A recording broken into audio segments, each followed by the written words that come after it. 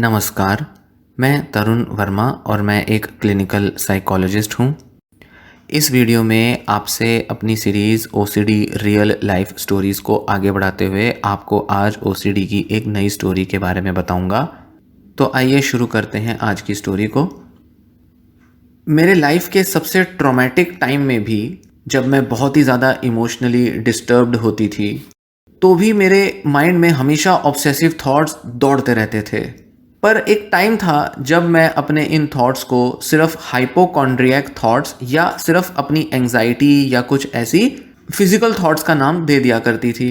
मुझे ओसीडी का डायग्नोसिस मिलने में अभी भी 4 साल थे, पर उस दिन जो एक बहुत ही भयानक सा दिन था, इन ऑब्सेसिव थॉट्स ने मेरे दिमाग को पूरी तरह से घेर लिया। एक पुलिस ऑफिसर का मुझे एक कॉल आया जिसने मेरी पूरी लाइफ ही बदल के रख दी।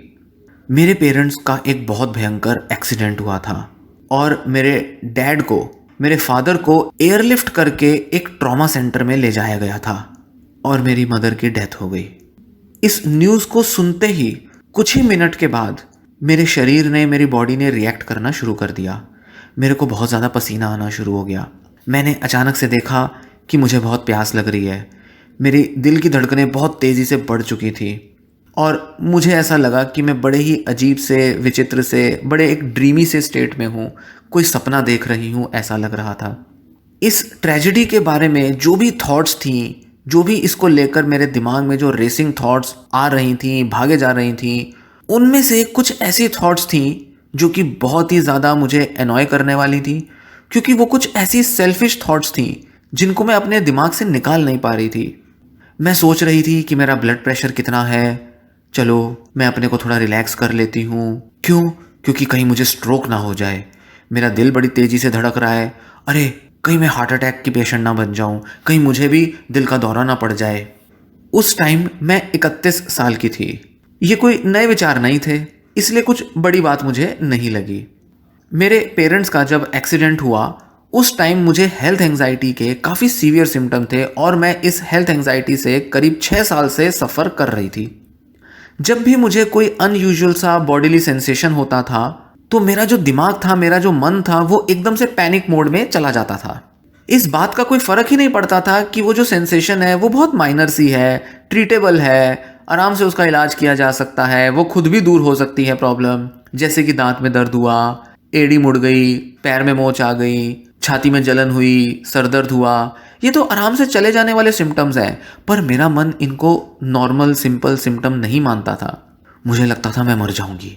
मैं एकदम से अपने कंप्यूटर पर बैठकर या अपना मोबाइल फ़ोन उठाकर सिम्टम्स को गूगल करना शुरू कर देती थी।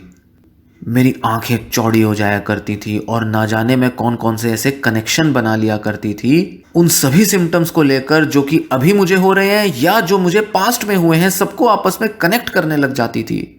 और इस बीमारी को जो भी मैं डिटेक्ट करती थी या जो भी मैं गूगल पर सर्च करती थी, उसका बिल्कुल एक वर्स्ट केस सिनेरियो अपने दिमाग में इमेजिन कर लिया करती थी। और ये सारे जो कनेक्शन हुआ करते थे, जो मैं पढ़ती, सुनती, देखती थी, उससे ये बीमारी को लेकर जो मेरा डर था ये और भी ज़्यादा बढ़ जाया करता था। जैसे कि मुझे लगता था कि मेरा ये जो हेडेक है, सर दर्द है, ये कहीं ब्रेन ट्यूमर तो नहीं। कुछ समय पहले जो मेरे पेट में जो दर्द उठा था, कहीं उसको लेकर तो नहीं बढ़ गया था ये, और कहीं उसकी वजह से तो पैदा नहीं हुआ ये। तो पेट का कोई सिम्टम मेरे दिमाग के ट्यूमर से कनेक्ट हो जाना, ऐसा मैं अक्सर अपने मन में कुछ सोच लिया करती थी। मुझे लगता था ये जो पेट का दर्द था ये कहीं कैंसर ना हो, मेलेनोमा ना हो गया हो। और मैं अक्सर खुद को यकीन दिला दिया करती थी, भाई यही तो होगा, यही तो होता है लोगों को, इसके अलावा और क्या हो सकता है। और मुझे लगता था कि ये जो मेलेनोमा मतलब कैंसर है, ट्यूमर है, ये स्प्रेड हो गया है और अगर इसे ट्रीट नहीं किया गया तो ये मेरे दिमाग में पहुंच जाएगा और बहुत ही बड़ा ट्यूमर का रूप ले लेगा। और शायद यही हुआ है जिस वजह से मुझे हेडेक हो रहा है। तो कहीं ना कहीं मैं कनेक्शन बिठा ही लिया करती थी। कुछ घंटों के बाद जब मेरी ये सारी ऑनलाइन सर्चेस पूरी हो जाती थी तो दिमाग चकरा जाता था, पूरा एग्जॉशन हो जाता था। जब भी मैं खुद पर कोई डायग्नोसिस बनाती थी, सेल्फ डायग्नोस करती थी खुद को गूगल से ली हुई इंफॉर्मेशन के बेसिस पे, हमेशा वो डायग्नोसिस कुछ भयानक सा होता था। सिंपल डायग्नोसिस तो मैंने कभी बनाया ही नहीं।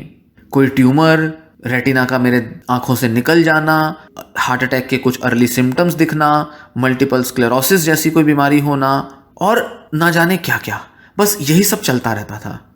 छोटी मोटी जो प्रॉब्लम होती थी, जैसे मैंने बताया कि मेरी एडी में मोच आ गई, मैं इसको लेकर भी पैनिक कर लेती थी क्योंकि मुझे लगता था कि अब इसके लिए मुझे सर्जरी करानी पड़ेगी और सर्जरी तो डेंजरस होती है, उससे तो पता नहीं क्या क्या हो सकता है, शायद जिंदगी भर के लिए मैं चल ही ना पाऊं, मेरी मौत ही ना हो जाए। सारे वर्स्ट केस सिनेरियो मेरा दिमाग सोच ही लिया करता था, जिसका अंत या तो किसी बड़ी डिसेबलिंग कंडीशन में आके निकलता था या फिर मौत में निकल के आता था। शाम तक मेरे ये जो सिम्टम थे ये अपने आप ही चले जाया करते थे और अगले दिन जब मैं उठती थी तो बस इसी परेशानी और इसी टेंशन के साथ उठती थी कि ये सब क्या हुआ कल के दिन, ये सब क्या मेरे दिमाग में आया, कैसा भयानक सा दिन था, कैसा अजीब सा गंदी सी मेरी फीलिंग्स थी। बस ये सब सोच सोच के मेरे दिन की अगले शुरुआत होती थी। मुझे पता था हमेशा से कि मैं बड़ी अनरीजनेबल तरीके से ये सब सोचती हूँ और मुझे ये भी पता था कि बहुत ही अनलाइकली है, चांसेस बहुत ही कम है कि सच में मुझे कोई इनक्योरेबल डिसीज हो जाए या कोई ऐसा भयानक सा कोई बीमारी या कुछ ऐसा ट्यूमर मैं पकड़ लूं जिसको कि इलाज ही ना किया जा सके। मुझे सब पता था कि ये सब ऐसा नहीं होने वाला। ये हेल्थ के अलावा बाकी सभी जो मेरे लाइफ के एरियाज थे, मैं अक्सर ऐसा देखती थी कि मैं रैशनल हूँ, मैं काफ़ी इंटेलिजेंट हूँ, मैं बड़े अच्छे से सोचती हूँ, बड़ी डिटेल में हर चीज़ का ध्यान रखती हूँ और बड़ी एनालिटिकल हूँ। पर जब कोई फिजिकल सिम्टम होता था तो नहीं, ये तो कोई ब्रेन एन्यूरिज्म होगा, ये तो कोई ट्यूमर होगा, ये तो कोई ब्रेन हेमरेज का सिम्टम होगा, बस यही सब मेरा दिमाग सोचता रहता था। अब आपको बताती हूँ कि मेरा ओसीडी डायग्नोसिस कैसे हुआ। करीब 9-10 साल तक हेल्थ एंजाइटी से सफ़र करने के बाद मैंने फाइनली डिसाइड किया कि अब मैं साइकोथेरेपी लेना शुरू करती हूँ। ये मेरे पेरेंट्स के उस एक्सीडेंट के 4 साल बाद की बात है। मुझे ये तो पता था कि मैं हाइपोकॉन्ड्रियक हूँ, पर मुझे ये भी लगता था कि कुछ मेडिकल प्रॉब्लम तो है मेरे साथ, कुछ तो साइकोलॉजिकल प्रॉब्लम है, इशू है मेरे साथ जिससे कि मैं डील कर रही हूँ और शायद मुझे उसका पता ही नहीं है। मैंने सारे तरीके, टिप्स, ट्रिक्स सब लगा ली कि जिससे मैं अपनी एंजाइटी को कंट्रोल कर सकूं और उसको ख़त्म कर सकूं।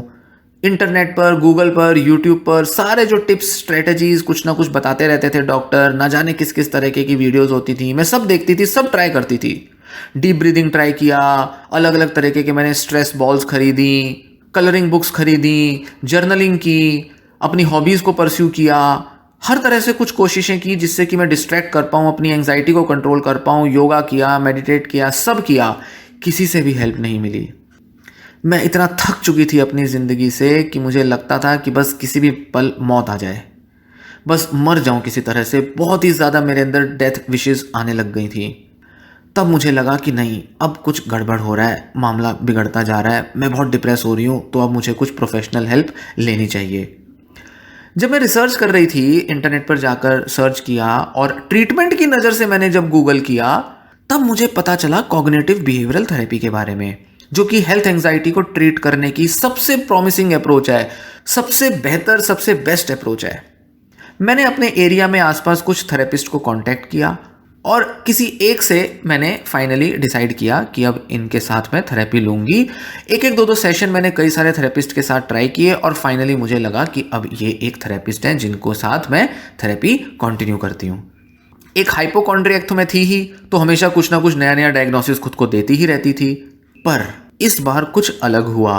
वो सारे बीमारियां, वो सारे डिसीजेस जिससे कि मुझे लगता था कि मैं सफ़र कर रही हूँ या कर सकती हूँ, उनमें कभी भी मैंने ये नहीं सोचा था कि मुझे ओसीडी जैसी भी कोई बीमारी हो सकती है।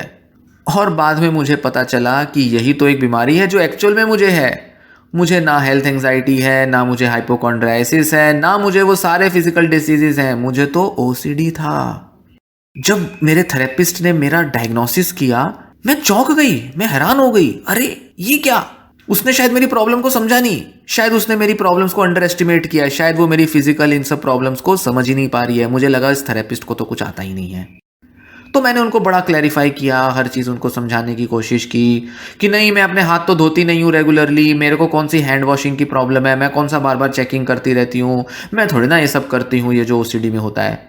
मेरे को कौन सा बीमारियों का कोई ऐसा डर है कि मुझे जर्म्स लग जाएंगे और मैं मर जाऊंगी या कुछ हो जाएगा, या मुझे बार बार उसको साफ करना है, ऐसा कुछ भी नहीं है मेरे साथ।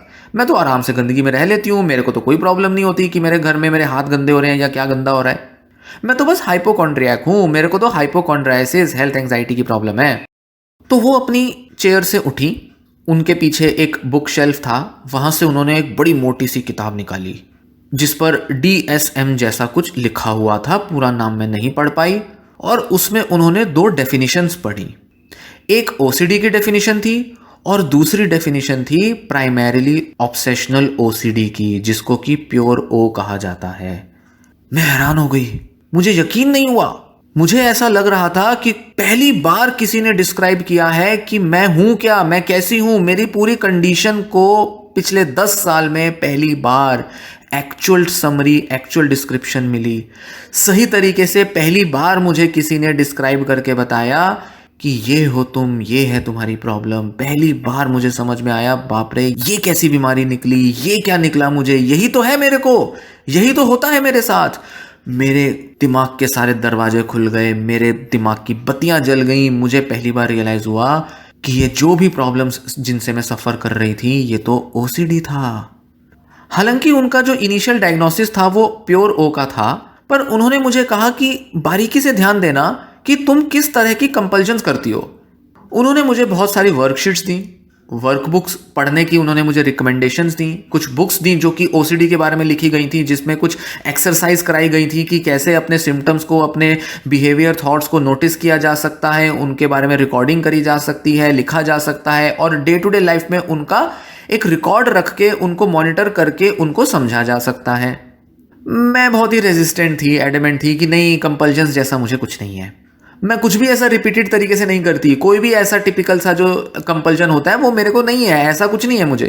बट फिर मुझे लगा कि मैं थेरेपी के लिए पे कर रही हूँ, एक प्रोफेशनल से मिल रही हूँ और मैं ये आलतू फालतू से उनकी एक्सरसाइज कर रही हूँ, क्वेश्चनर कर रही हूँ।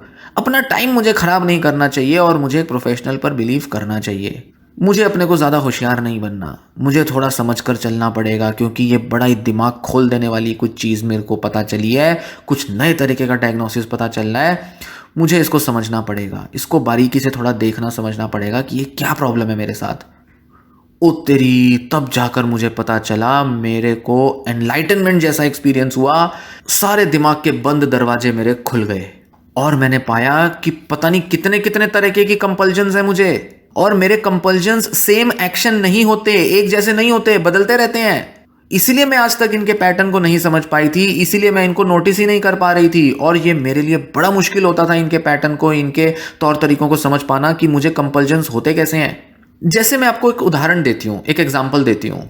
जब भी मेरे सर में दर्द होता था तो मैं एकदम से अपनी उंगली उठाकर उस स्पॉट पर जहां पर मुझे दर्द होता था वहां रख देती थी और उसको घिसने लगती थी, उसको रब करने लगती थी। जैसे ही मुझे कोई बड़ी अजीब सी पेट के अंदर कोई सेंसेशन होती थी या छोटा मोटा कुछ दर्द होता था तो मैं अक्सर झुककर देखती थी कि क्या मेरे झुकने से पेन बढ़ रहा है या कम हो रहा है। और कभी कभी तो मैं उस जगह और ज्यादा दबा दबा कर देखती थी कि क्या उधर दर्द हो रहा है, क्या उधर कोई परेशानी हो रही है। चेकिंग करती थी मैं ये। अगर मुझे लगता था मेरा हाथ सो गया है, जैसे कि सुन्न हो जाता है, सो जाता है, तो मैं जोर जोर से उसे हिलाने लगती थी ताकि मैं देख लूं कि भाई ये सच में सो तो नहीं गया, सच में कहीं इसका खून रुक तो नहीं गया, कहीं ऐसा तो नहीं कि मुझे स्ट्रोक आने वाला है। मैं हिला हिला के हाथ को चेक करती थी, देखती रहती थी। कई कई देर तक मैं हाथ को हिला हिला के, उसको टच कर करके, उसमें दबा दबा के देखती थी कि सेंसेशंस आ रही हैं या नहीं आ रही हैं। कहीं सच में मेरा हाथ के अंदर खून रुक तो नहीं गया, कहीं सच में ये दिमाग पर तो नहीं चढ़ जाएगा ये सब चीज। और साफ सी बात है, एक और जो सबसे बड़ी प्रॉब्लम थी, गूगलिंग करना। वो तो सबसे बड़ा कंपल्जन था मेरा, जिसे आज तक मैंने कंपल्जन नहीं समझा, वही तो सबसे बड़ी कंपल्जन मेरी निकली। मेरे थेरेपिस्ट ने मुझे कहा कि अपनी हेल्थ एंजाइटी, हेल्थ वाला जो OCD है, इसको कंट्रोल में लाने के लिए सबसे पहले मुझे अपने कंपल्जन्स को रोकना पड़ेगा। ये चेकिंग करना, दबा दबा के अपने सर को, पेट को देखना, गूगल करना, ये सब बंद करना पड़ेगा। अगर ये बंद नहीं किया तो हेल्थ एंजाइटी, OCD कंट्रोल में नहीं आएंगे। मुझे बड़ा डाउट हुआ, स्केप्टिकल हुई बड़ी। क्या आप श्योर हो ऐसा करना पड़ेगा मुझे? अरे गूगल ने तो मुझे इतनी इंफॉर्मेशन दी है, गूगल कैसे गलत हो सकता है? इतने बड़े बड़े डॉक्टर्स, इतनी अच्छी अच्छी वेबसाइट्स पर मैं जाके चेक करती हूँ, वहीं से तो मुझे सब कुछ पता चला है। पर मेरी इस बहस का मैं समझ गई कोई फायदा नहीं, क्योंकि जब मुझे ये रिवील हुआ कि सिर्फ गूगलिंग प्रॉब्लम नहीं है, और भी कई सारे चेकिंग बिहेवियर्स हैं जो मैं करती हूँ, जिनको कि आज तक मैंने ध्यान ही नहीं दिया था कि वो भी कंपल्जन्स हैं। और ऐसे में डॉक्टर गलत नहीं हो सकती। जो मैंने कंपल्जन्स के बारे में खुद इंटरनेट से जाना, वो कैसे गलत हो सकता है? तो ऑब्वियसली कुछ तो ऐसा चक्कर है, कुछ तो गड़बड़ है जो मुझे समझना पड़ेगा, जिसे मैं शायद अभी ध्यान नहीं दे रही। तो मैं उनके साथ बहस करती थी। अरे गूगलिंग तो चलो मुझे समझ में आता है, पर उनसे तो मुझे कोई रिलीफ नहीं मिल रहा। भाई मैं पेट को दबाकर देखूं, सर को दबाकर देखूं, रब करके देखूं, इसमें तो मुझे कोई रिलीफ मिल नहीं रहा। ये तो रिलीफ मिलना चाहिए, तभी तो इसको कंपल्जन कहेंगे। और ऐसा भी नहीं होता कि मैं अपने सर को टच करके देखूं, उसे रब करके देखूं तो उससे मेरी कोई एंग्जाइटी निकल रही है, मेरा पैनिक का फीलिंग जो है वो कम हो रहा है। ऐसे कैसे हो सकता है कि इन सबको रोकने से मेरे को ओसीडी में रिलीफ मिलेगा, मेरी हेल्थ एंग्जाइटी खत्म हो जाएगी? मैं कुछ भी ऐसा नहीं देख पा रही जिससे कि इन बिहेवियर्स को रोकने से मेरे को कोई खासा कोई बड़ा फर्क पड़ेगा, क्योंकि मैं इनको कंपल्जन ही नहीं मान रही। तो उन्होंने मुझे काफ़ी अच्छा एक्सप्लेनेशन दिया। उन्होंने मुझे सेफ्टी बिहेवियर्स के बारे में बताया, अवॉइडेंट बिहेवियर्स के बारे में बताया, ओसीडी की पूरी साइकिल एक्सप्लेन की, compulsion, anxiety, obsession, thoughts, actions, इन सब के बीच में बहुत ही बढ़िया सा कनेक्शन उन्होंने मुझे एक्सप्लेन किया। शुरू में मुझे लगा कि ये सब मुझ पर अप्लाई तो नहीं होता, पर फिर भी मैंने कहा अब मैं कब तक डाउट करती रहूँगी, कब तक डॉक्टरों से लड़ती रहूँगी, कब तक मैं उनकी बात पर स्केप्टिकल होती रहूँगी। मैं एक बार ट्राई कर ही लेती हूँ, एक बार डॉक्टर की बातों में मान ही लेती हूँ, यकीन कर ही लेती हूँ। बस अब मेरी ज़िंदगी बदल गई। 2 महीने के अंदर, सिर्फ 2 महीने में ड्रामेटिक इंप्रूवमेंट हो गई मेरे हेल्थ एंग्जाइटी के ओसीडी सिम्टम्स में। चमत्कारी बदलाव आ गया मेरे अंदर, चमत्कारी। मैं हैरान हो गई। 10 साल से भी ज्यादा टाइम से जिस चीज से मैं जूझ रही थी, 2 महीने में सिर्फ इतनी छोटी सी चीज से मेरे ये सिम्टम दूर हो गए। मैं हैरान थी। हालांकि मुझे थोड़े थोड़े कभी कभी बॉडीली सेंसेशन आते थे, उस पर थोड़ा पैनिक होता था, पर मैंने ये देखा मेरी एंग्जाइटी एकदम सबसाइड कर सकती है, एकदम। अगर मैं चाहूं तो वो जा सकती है, वो खत्म हो सकती है, अगर मैं सही तरीके से अपने थॉट और अपने इमोशन को रेगुलेट कर लूं, उसको कंट्रोल कर लूं। जो भी सीबीटी की जो उन्होंने एक्सरसाइज मुझे बताई थी, मैं उनमें से काफ़ी सारी ट्राई करती थी और एकदम मेरी एंग्जाइटी कम हो जाती थी जैसे ही मुझे कोई बॉडीली सेंसेशन से ज़रा सा भी पैनिक या एंग्जाइटी फील होती थी। मैं यकीन नहीं कर पाई, बाप रे ये क्या है। 10 साल की चिंताएं, 10 साल की ये सोच कि मैं मरने वाली हूं, मुझे बीमारियां हैं, मैं खत्म हो जाऊंगी, बस यही सब 2 महीना। और उसमें भी 2 महीना नहीं, शुरू के कुछ दिन ही मेरे लिए मुश्किल थे, उसके बाद तो मेरी बल्ले बल्ले हो गई। मैं तो बहुत ही अच्छे से इस पूरी हेल्थ एंग्जाइटी को दूर कर पाई। बस यही करना था कि अपने हेड को रब नहीं करना, उसको बार बार घिसना नहीं है, बार बार टच करके नहीं देखना कि मेरे को हेडेक है नहीं है, ट्यूमर है नहीं है, बस ये सब मानना छोड़ना है। सिर्फ गूगल पर अपने सिम्टम को चेक करना छोड़ना है, बस इतना सा। अरे बाप रे, इस जरा सी चीज से मेरा सिम्टम चले गए, जरा सी चीज से मेरी वरीज और हेल्थ एंग्जाइटी चली गई। मुझे यकीन नहीं हुआ। हाँ, ये मैं जरूर कहूंगी, छोटे छोटे सेटबैक लगते रहते थे, इतना स्ट्रेट, इतना स्मूथ पाथ नहीं था प्रोग्रेस का।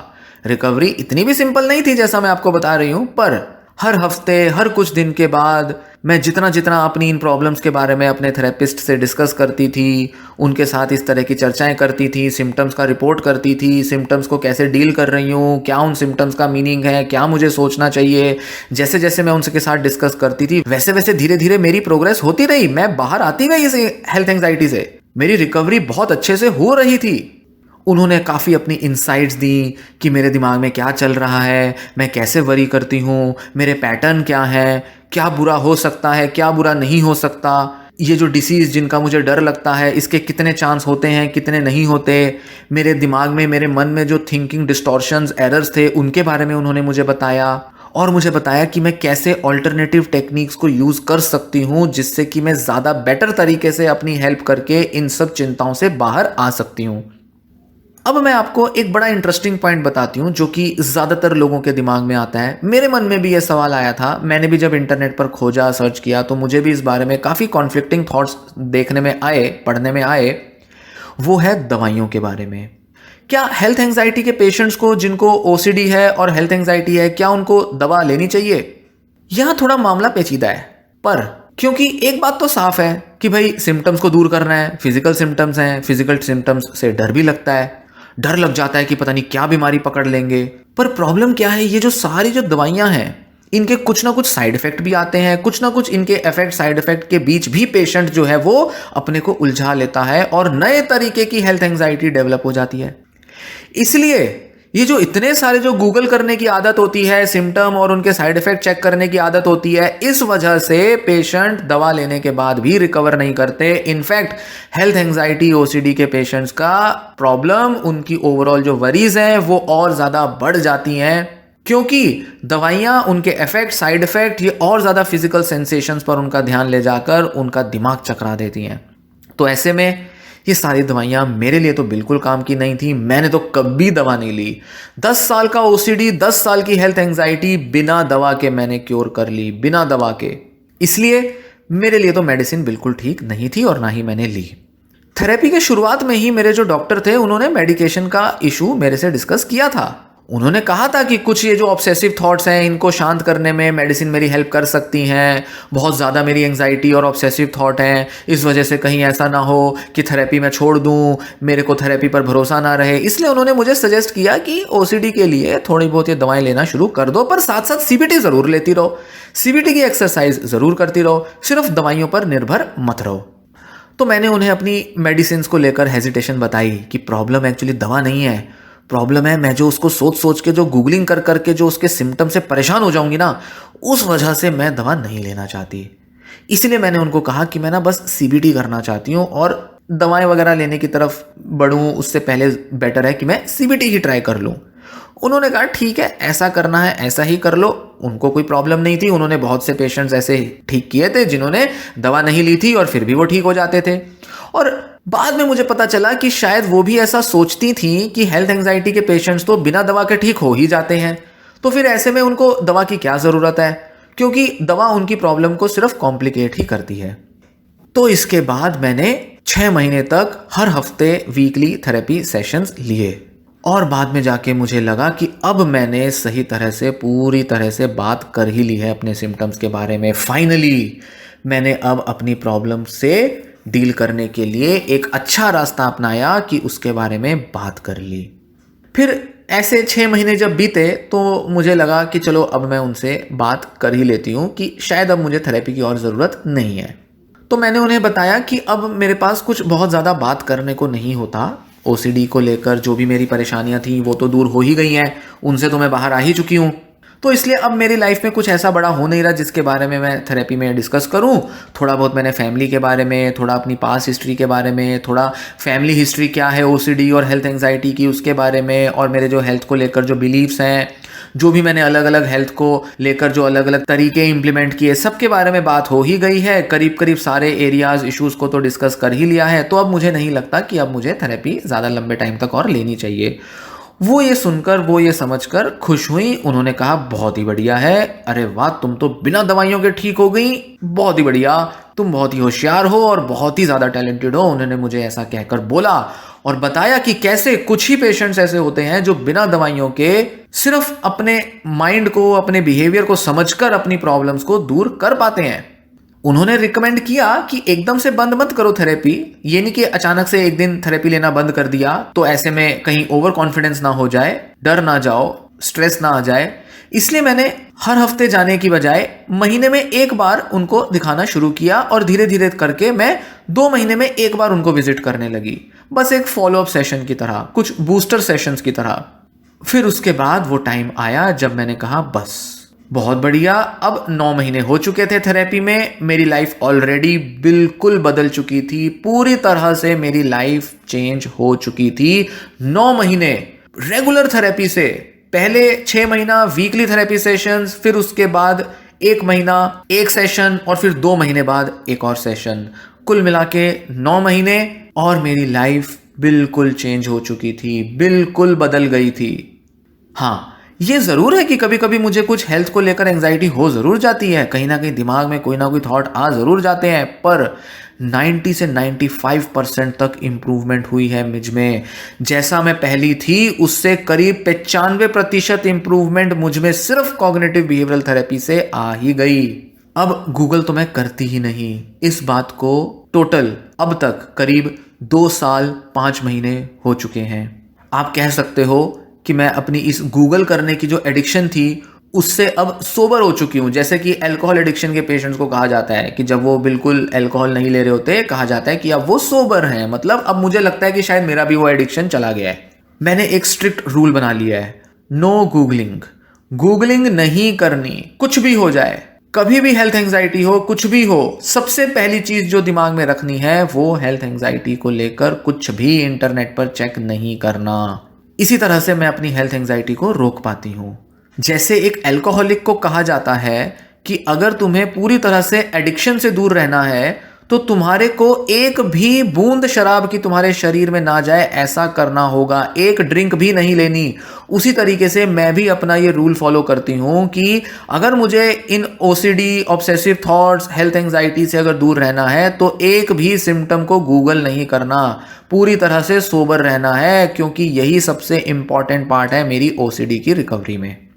जिन लोगों को लगता है कि उनकी हेल्थ तो बस अब बर्बाद होने वाली है, बदतर होने वाली है, खत्म होने वाले हैं, वो मरने वाले हैं, तो मैं उन लोगों को एक बात बता दूं, हेल्थ एंजाइटी पूरी तरह से ट्रीटेबल है। ये अकेला एक ऐसा ओसीडी का टाइप है, या जिसे कहें कि एक एंजाइटी डिसऑर्डर का टाइप है, जो पूरी तरह से क्योरेबल है, और वो भी थोड़े ही टाइम में क्योर हो जाता है। और सबसे अच्छी चीज, बिना मेडिसिन के ये प्रॉब्लम पूरी तरह से जा सकती है। इसकी सबसे बड़ी सबूत मैं हूं, और साथ ही साथ मैंने आज तक जितना भी पढ़ा जाना, मैंने यही पाया कि हेल्थ एंजाइटी, या जिसे इलनेस एंजाइटी भी आजकल बोल देते हैं, ये पूरी तरह से बिना मेडिसिन के केवल कॉग्निटिव बिहेवियर थेरेपी से दूर की जा सकती है। अगर आपको मेडिसिन नहीं लेनी, मेडिसिन को लेकर डरते हो, या किसी तरह से आपको किसी साइकाइट्रिस्ट ने या किसी फिजिशियन ने या किसी और डॉक्टर ने दवाइयां दे रखी हैं, आपको डर लगता है, गूगल करते रहते हो, परेशान रहते हो, एक बार जाके अपने किसी थेरेपिस्ट से बात कर लो। ये सारी प्रॉब्लम्स अपने किसी साइकोलॉजिस्ट के साथ शेयर कर लो। अगर आपने सही साइकोथेरेपिस्ट को कांटेक्ट करके, एक बार उनसे शेयर करके अपनी प्रॉब्लम्स को दूर करने के तरीके ढूंढ लिए, तो मैं 100 नहीं 1000% 1000% श्योर हूं कि आपकी हेल्थ एंजाइटी जाएगी ही जाएगी। अब मुझे बड़ा मजा आता है, बहुत ही मजेदार फीलिंग्स मुझे आती हैं। छोटा मोटा कोई दर्द हो जाए, छोटा मोटा मुझे कुछ नस का फड़फड़ाना महसूस हो जाए, कहीं कोई डिस्कम्फर्ट महसूस हो पेट में या शरीर में, अब मेरा दिन खराब नहीं होता। अब तो मुझे पता भी नहीं चलता कब आया कब चला गया सिम्टम, मेरा तो ध्यान भी नहीं जाता। ओसीडी की थॉट्स से माइंड कैसे फ्री हो सकता है, कैसे क्लियर हो सकता है, ये अब मैं जानती हूँ। बिना हेल्थ की चिंता किए एक पर्सन का दिमाग रह सकता है, anxiety free, OCD free mind हो सकता है। ये अब मैं पूरी तरह से जानती हूँ, और मुझे पता है, इतना टाइम हो चुका है, 2.5 साल करीब हो चुके हैं, अभी तक मेरी वो कंडीशन इंच भर भी वैसी नहीं हुई, थोड़ा सा भी वो कंडीशन, मेरा वो मेंटल स्टेट नहीं हुआ जो कि आज से 10 साल पहले, 6 साल पहले हुआ करता था, जब मैं पूरी तरह से हेल्थ एंजाइटी की गिरफ्त में थी। और ये दिन मेरे स्वर्ग जैसे हैं, पूरी तरह से लाइफ बदल चुकी है। तो ये रही आज की स्टोरी हेल्थ एंजाइटी ओसीडी को लेकर। उम्मीद है इस स्टोरी से आपको कुछ ज़रूरी इन्फॉर्मेशन, कुछ हेल्पफुल इंसाइट्स मिलेंगी, और आपके ट्रीटमेंट को गाइड करने में आपकी मदद होगी। इस तरह की और कुछ स्टोरीज सुनने के लिए चैनल के साथ बने रहें, सीरीज़ के साथ भी बने रहें, और चैनल सब्सक्राइब करें। वीडियो पसंद आई हो तो वीडियो को लाइक भी करें। ये वीडियो यहीं समाप्त होती है। धन्यवाद।